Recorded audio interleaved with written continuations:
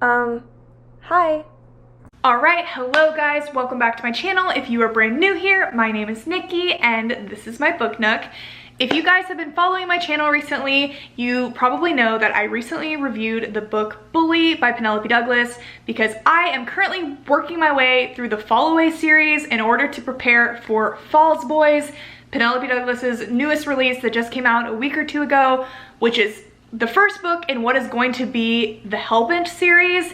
I have been so highly anticipating Falls Boys. It is probably my most highly anticipated book of the entire year, and I wanted to just dive straight into it. I've had such FOMO, but I just knew that I'd kick myself later down the line if I didn't read the Fall Away series first, because it is technically a spin-off, even though, or it is a spin-off, but Penelope Douglas has said it's not necessary to read, but it's a spin-off, and I just know me, and I just know that I'll kick myself later down the road if I miss a bunch of Easter eggs that I would have greater appreciated if I had read the Fall Away series first. So I'm like, you know what, just put on your big girl panties, read these 5 books, or 6, I don't even know how many it is, just power through them and we'll read Falls Boys and it'll be a great time and the experience will be so much better and you'll love it. So that is what I'm doing. I talked about Bully last week, a few days ago, I can't even remember, time doesn't make sense anymore, but today we are here to talk about the second book in the series, which is Rival. The Fall Away series is a lot like the Devil's Night series by Penelope Douglas in the way that it's really more of like a companion novel series, meaning that each book follows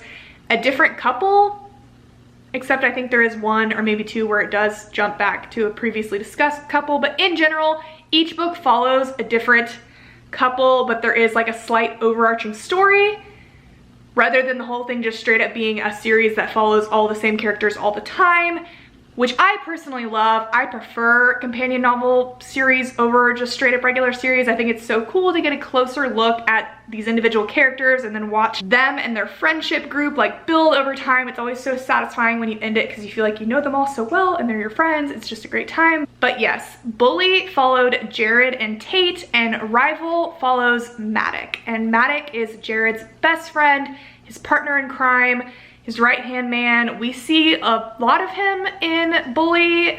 He races alongside Jared. He assists in a lot of Jared's bullying of Tate. We get to see him more and more throughout the book, and then especially at the end, we get a lot of looks at him. And once I realized that Rival was actually about him, I was pretty excited about it. I thought he was a pretty like fun character, and he obviously is kind of like a bad boy player, and that's always interesting to read, we can't lie. So yes, Rival is about Maddock, who we do know, but at the start of the story we end up meeting an entirely new character named Fallon. And the reason we have yet to see her so far is because she's actually been gone for the last 2 years. She's been gone at boarding school, not a part of the picture. But the whole kicker of this is, why does it matter? Who is Fallon? What is her relationship to anyone in this story? Well, we learn that Fallon is actually Maddox's stepsister. Yes, you heard me right. I did not know that's what this book was about. I didn't know there was a book in this series that had a little scandalous taboo element to it. If there's anybody that knows how to do scandalous taboo, it's Penelope. She really knows how to ride that line of like, this feels illegal, but isn't. Like, she does it so well, and I'm so here for it. I don't even care, judge me. Once I realized that's what this book was about, I was like, oh my goodness. So like I said, present day, when we meet Fallon and Maddock, we realize that they have not seen each other in the last 2 years, and they have now graduated from high school, but they obviously went to high school together. I do feel like I need to clarify, their parents did get married when they were teenagers, or just like on the brink of being teenagers, like they were like 13. It's not like they've grown up together since they were like in diapers. That would be a whole different story.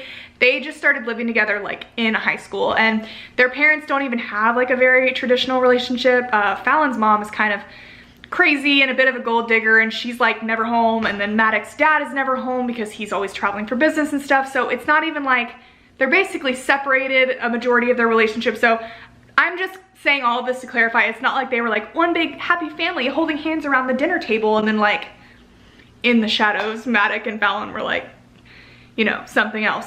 Actually, they were something else. They were mortal freaking enemies. Fallon and Maddock freaking can't stand each other. They're so different from one another. Like I've said, Maddock is like the popular bad boy, playboy, womanizer. but also kind of like being the boy next door at the same time. He's like blonde hair, super athletic, like just has it all together, super smart. Where Fallon has like tattoos and piercings and is really like on the outside of everything, just kind of observes, really doesn't have any friends.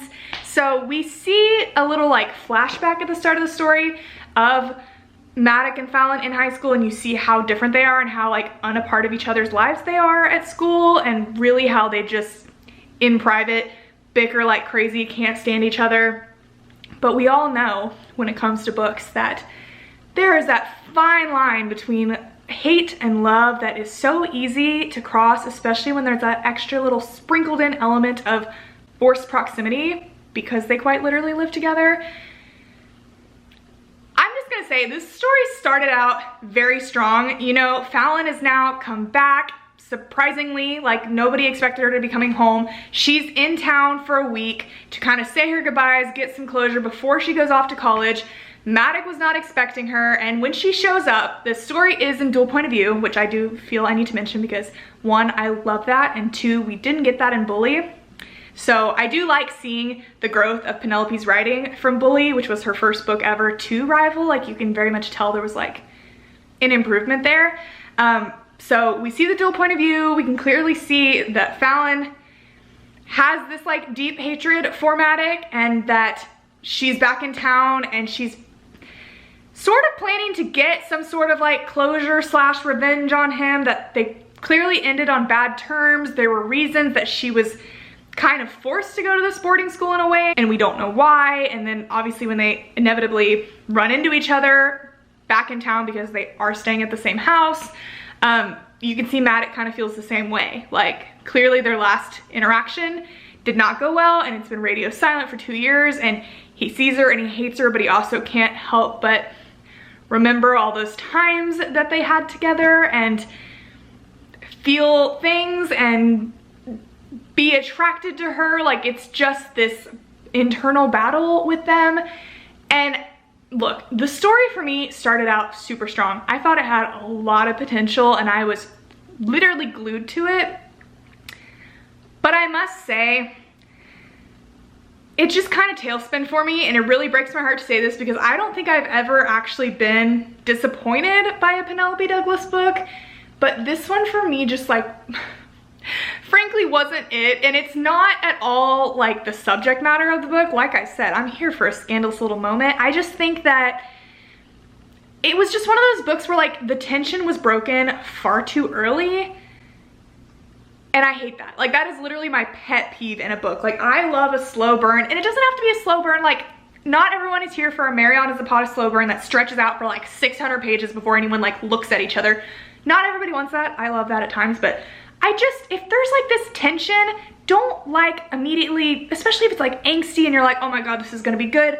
Do not like 50 pages in, just like give into it, you know? Like don't just go full out, like break the tension, give us what we're wanting. Like I didn't even have a chance to want it before I was given it. And then on top of that, like not even just the spicy elements of this story, but like the things that are being withheld from us, the clear like secrets that are being held back from the characters. I just feel like a lot of it was revealed just far too soon to where I was like, okay, I'm like this far into the book. I got like this much left of the book. What is gonna happen? So I loved it in the beginning, and then I got a little weary, and then I just frankly was like, where is the plot? Like I swear, there was like no plot to this story. I'm not gonna rag on it too hard because honestly, it was an easy read. It was a spicy read. That was one thing, the book got so much spicier. Bully has a little bit sprinkled in there, but you can tell Penelope got real comfortable real fast with the spicy scenes and was not afraid to pile them on like so often in this book. Lots and lots of that. So if you're looking for that, I promise you, you've got it here. But there are just some elements to it along with its lack of plot that just, and maybe it's just a personal thing for me. This book contained a trope that I despise. It is like my least favorite trope in the entire world. And in all honesty, I want to say it wasn't necessary, but I guess it kind of was, because it's kind of like an explanation for them going their separate ways. I don't want to say it. Should I say it? Is anyone watching this that hasn't read it? I don't know. Okay, if you have not read this book at this point, please exit. I feel like I've given enough of a spoiler-free synopsis for you to go and leave and come back if you so choose. This is your final warning. Thank you. Peace and love. Goodbye. Unexpected pregnancy. When that happens, I quite literally just want to throw a book into the fire. Like, I never want that. I never want that trope. I never care for it. I don't care the circumstances. It just, I can't even explain. I have such a hatred of that trope for so many reasons. I just feel like, first of all, it's always just so obvious. Like, there's no way to avoid it. Like, it's always pointed out that, like, oh, protection wasn't used and blah, blah, blah. And it's like, it's not that freaking hard to not get pregnant.